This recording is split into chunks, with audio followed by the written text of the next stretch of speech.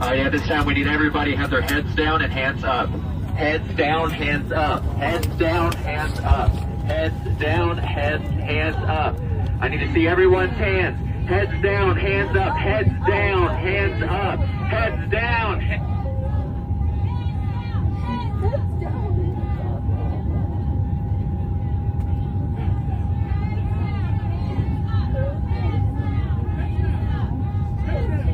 Okay, babe. Okay.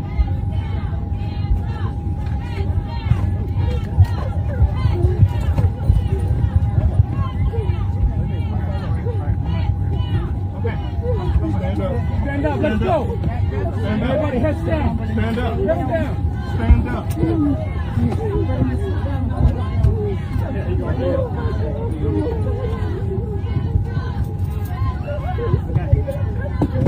Heads down, heads down. Heads down. Stand Johnson, you got me. I got you. Hold it, hold it. Scary moments there that we will get back to here in a second regarding DHS funding, of course. But before we get into that, of course, we got to talk about something that I'm sure you guys have heard about, which is the attempted assassination, all right, or terrorism, not assassination, the terrorist plot in New York City with a bomb. Take a look. We were born and raised in New York, and we want everyone here to stay in New York. You don't get to come from outside and then tell everyone else.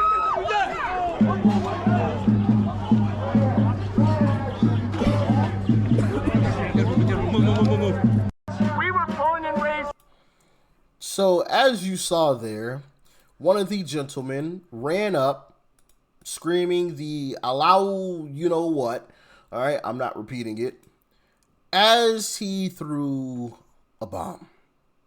Here's another angle of the entire incident. That is him running back after he tossed that first one that you saw in that first clip. But then he grabs another one from his good buddy here. What did he throw?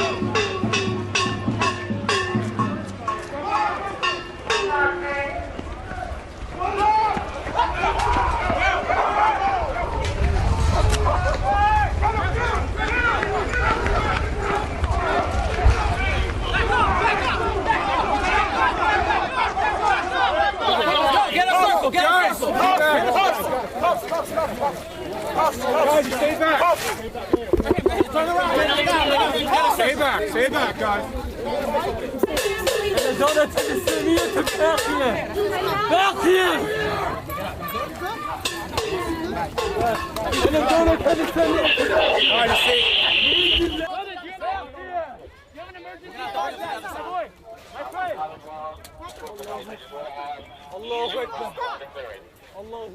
Get somebody on the other side.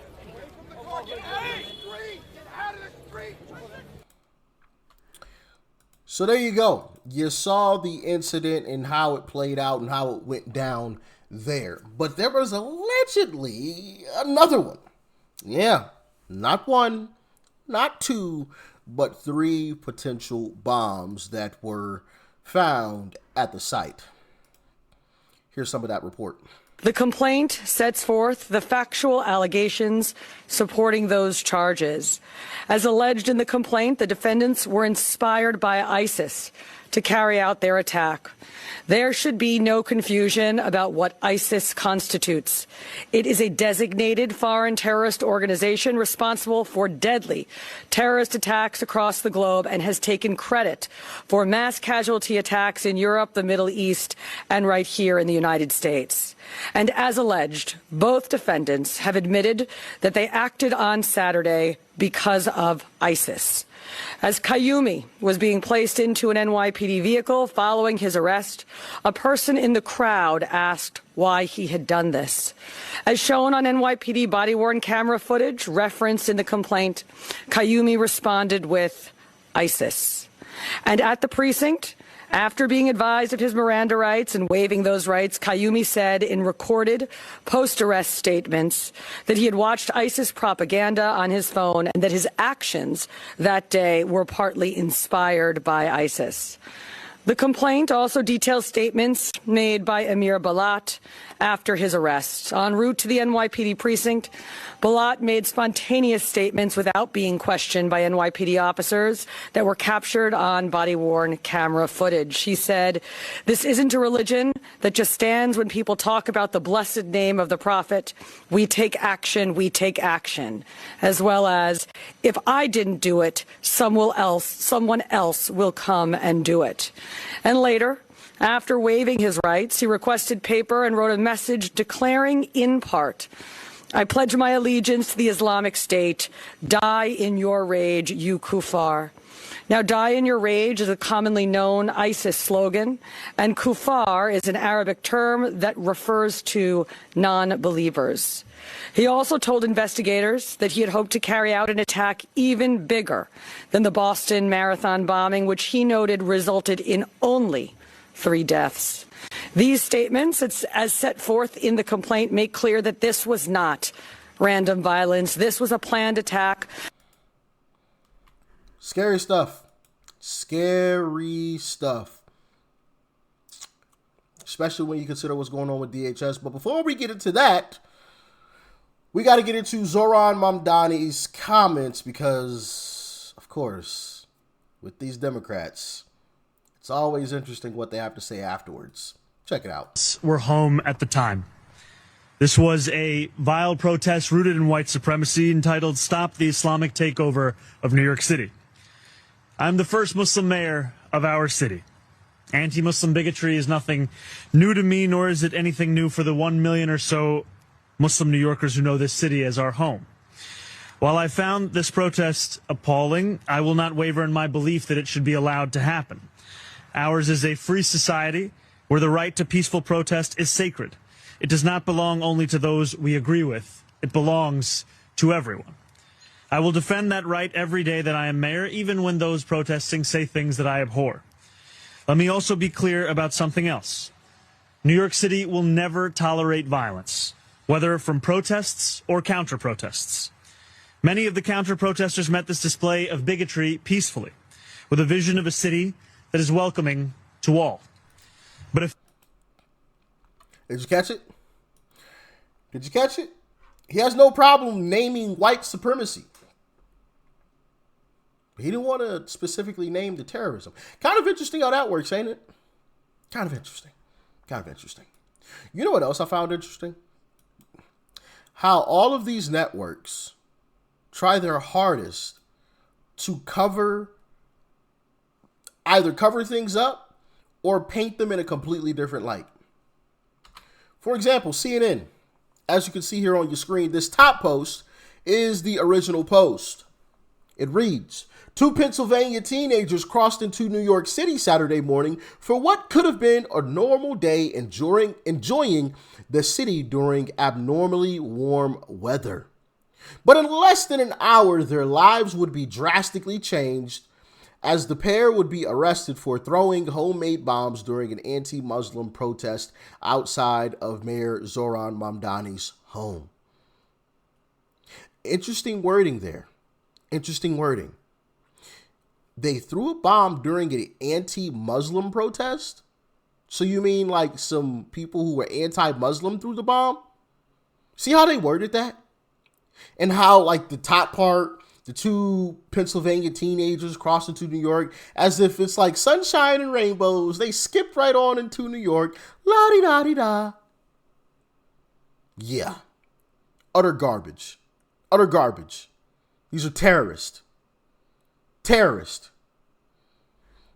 This is what they had to say in response. A post regarding the 2 individuals arrested for throwing homemade bombs outside of New York City's Mayor Zohran Mamdani's home failed to reflect the gravity of the incident, thereby breaching the editorial standards we require for all our reporting. It has therefore been deleted. Delete the whole network. How about that? Don't just delete the post. Delete the whole network. We don't need you. Okay? We don't need you. People like me, amongst others, exist because of the Communist News Network and BS Now's failure in actually reporting the news. People like me shouldn't exist. We shouldn't. I mean, we have what's supposed to be the news on everybody's television. You don't even need cable for it. It's on everybody's TV. People like me shouldn't exist. It's crazy, man.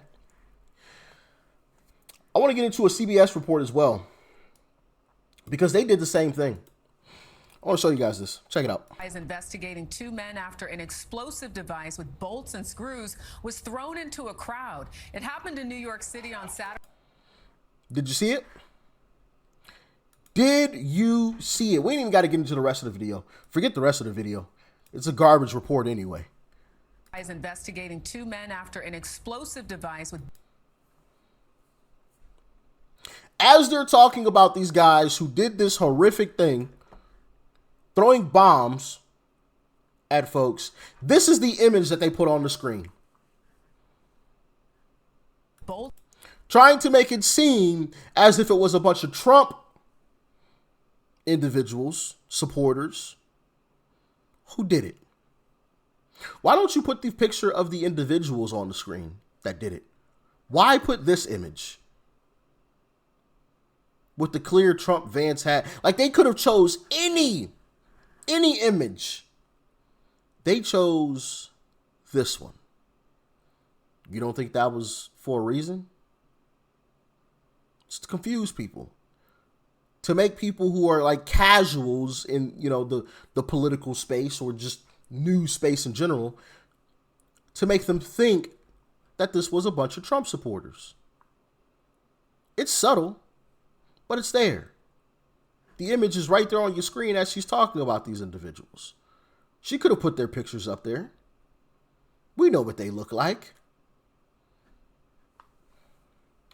Garbage news, man. Garbage news.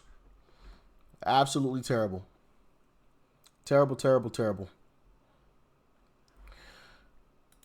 Now, we got to get to DHS, because, of course, it is the Department of Homeland Security.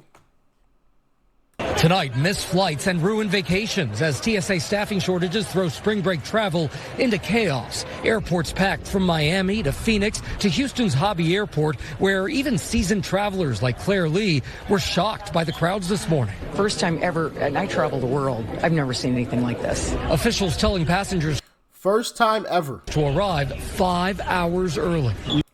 You got to arrive 5 hours early now because Democrats want to shut down the government. All the while, we have terrorists in our country throwing bombs at people. Take a listen to what Hakeem Jeffries had to say in response to shutting down DHS and the real motivation behind it. Because sometimes when you let Democrats speak, they'll actually tell you the truth. Democrats continue to block funding for DHS amid these demands that there be changes to ICE and the president's deportation policies. Is the change in leadership at DHS enough for you and other Democrats to reopen the government to start to fund DHS again? Well, again, let's understand, Republicans control the House, the Senate, and the presidency. They've made an affirmative decision that they would rather shut down FEMA, shut down the coast. I gotta stop him there. I gotta address that. Republicans control the House, the Senate, and the presidency. Yeah, but in the Senate you need 60 votes. We don't have 60 Republican senators. So if every Republican voted yes, it still would not pass. So Hakeem Jeffries, stop with your BS lying, okay? Or lying by, I like to call it lying by omission, right? Because he's technically not lying, right? We do control the House, the Senate, and the presidency. That is true. But what he's omitting is that we need Democrats in order to move bills forward in the Senate. Democrats have been doing that for a long time, lying by omission. They'll tell you part of the truth, but not the whole truth. They'll tell you the part of the truth that makes their side look good. Oh yeah, Republicans control everything. We ain't got nothing to do with this. What? Really? Yeah, you do. Actually, you do. Guard and shut down TSA as opposed to getting ICE under control. What we want is a situation where ICE is actually conducting itself like every other law enforcement agency in the country, as opposed to using taxpayer dollars to brutalize or in some cases kill American citizens. So is replacing NOM, a big enough step for you to get to yes? No, it's certainly not. What we need is a change in policy, not simply a change in personnel. Now, Kristi Noem was a disgrace. He was totally unqualified. She was a pathological liar. She called American citizens domestic terrorists without any justification whatsoever. But we need dramatic, bold, meaningful, and transformational changes to get ICE under control. That's what the American people want to see. That's what we're working hard to deliver. Congressman, there's a real concern that the Iran strikes may increase the terror risks here in the United States. Republican Congressman Mike Lawler of New York wrote this, quote, "Given the situation in the Middle East and the potential for Iran and its terrorist proxies to attempt some type of attack, it is imperative that Senator Schumer and Rep. Jeffries immediately drop all opposition to funding the Department of Homeland Security and pass the funding bill." What say you to that argument that this is about the safety and security of U.S. citizens?